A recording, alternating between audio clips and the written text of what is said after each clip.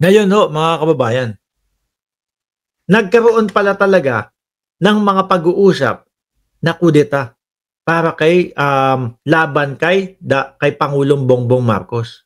Oh, Dati na yan andyan eh. kilala niyo yan si Ariel Quirobin? Di ba? Kilala niyo yan si Quirobin? May sinasabi ho dito. May pagpaplano, nilapitan siya, no? Para sa planong kudeta. Pakinggan ho natin mga bossing. Po sir na meron among the mga retired officers na talagang gigil na gigil at gusto na magkakudeta, parang gano'n. Well, yes. Meron, may gano'n. Yes. Sandali Kung maalala nyo mga boss Chipamo sir, yung tinalakay natin kay Mami Pebbles, yung mga retired, di ba? Kaya pala biglang nagsisamahan daw kasi daw ho, mga kababayan, pagkakaintindi ko, si Chabit daw. Tama ba? Kayo, nanonood kayo noon habang ini-interview natin si Mami Pebs. Pagkakaintindi ko, si Chabit ang organizer o ang nag-organize nitong ganito. Nitong pagsasama-sama ng mga retired. No? At magkano daw ang bayad? 300,000 piso daw ho, mga kababayan. Siguro kapag ikaw talagang wala ka nang ginagawa sa buhay, makikisali ka lang. O nakusama ka doon sa ating rally-rally. Tapos mabalitaan mo, marinig mo, magkano ibibigay? 300,000. Sino magbibigay? Sabi po ni Pebbles Talakera, ni Mami Pebs, ang financier daw ho ay si Chabit Singson. Kaso mga kababayan, mukhang hindi nila naisama at hindi nila naipapayag ito pong si Ariel Quirobin.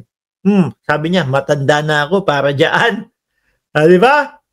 In fact, I want to be transparent son. I was invited to attend yung meeting ng Ternilis MUP. Ito yung mga sinasabi ni Mami Pebs nung nung isang araw ho nung in-interview natin siya di ba? Sabi ni Jorge Edralin, naalala ko yung mga MGF. Sino yung MGF? FGF ba yun? Putragis na yun. Yung mga FGF, yung mga kasama ni Dado, anak na tinapa na yun. Miski 20 pesos, hindi ko babayaran kada isa dun Mukhang hindi na makakabit-bit ng gatilyo yun Ito sila Ariel Quirobin, yung mga malalaki, mga bigating mga pangalan talaga. Maniniwala pa ako. Inalok yan nung sinasabing halagang 300,000. Pero yung sa FGF, anak ng tokwa, kahit 20 pesos kung ako, yung magpopondo, tapos lalapit sa akin, sasabihin sa akin nila Metran, eto FGF kami.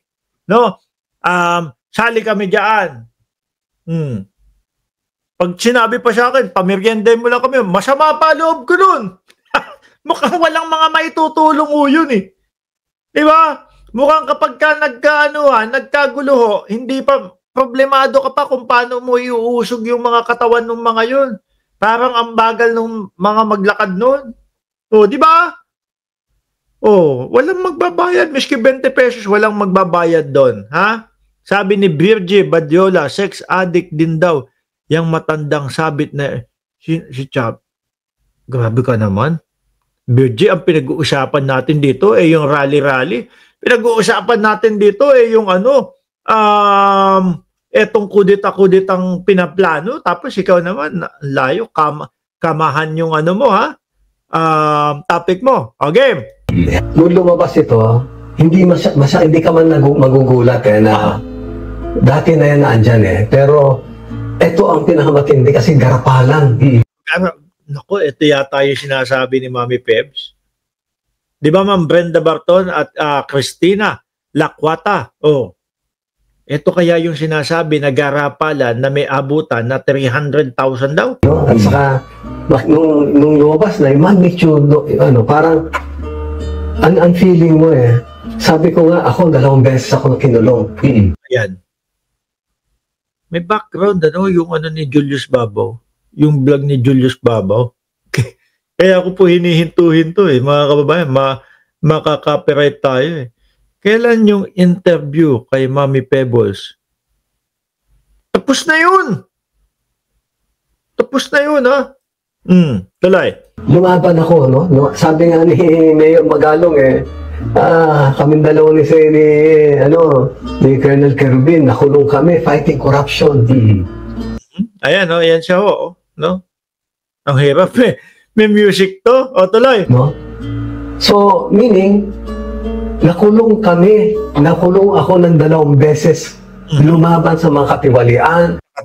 Tapos nga naman, makikisama siya doon sa 300,000 piso para lang sumama at para lang pabagsakin si Pangulong Bongbong Marcos. Samantalang ang nakikita naman po natin sa presidente, mga kababayan, maganda naman po ang ginagawa. Diba? Sabi ni Jorge Edralin, Mark, may pinakitang video, baka alam mo, katabi ni Chavit, si Catriona Gray.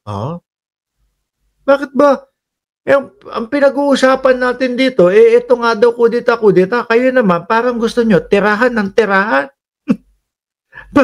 Parang gusto nyo ipagduldulan na pumunta tayo doon sa pagkakama ni Chavit Singson ng mga issue.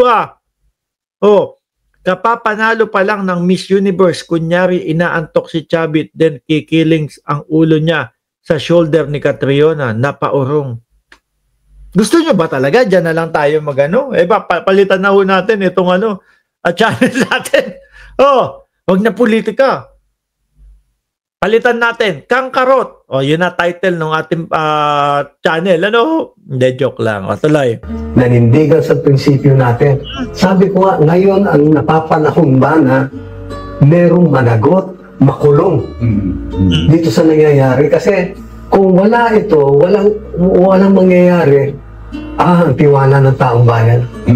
Mahirap mo na. Pero wala Kasi nung sinasabi mga boss chipa mo, sir, yan daw ay para noong Setyembre 21. Kaso mismong si Chavit ang sinigawan ng kurakot. Nangakala niya mga kababayan, ang sasabihin sa kanya, Chavit. Yung pala sisigawan siya, harap-harapang kurakot. Magsasalita pa dapat yung mama, yung lolo. Kaso nawalan na ng gana, hindi na nagsalita, mga kababayan. Bakit? Ikaw ba naman sigawan ng kurakot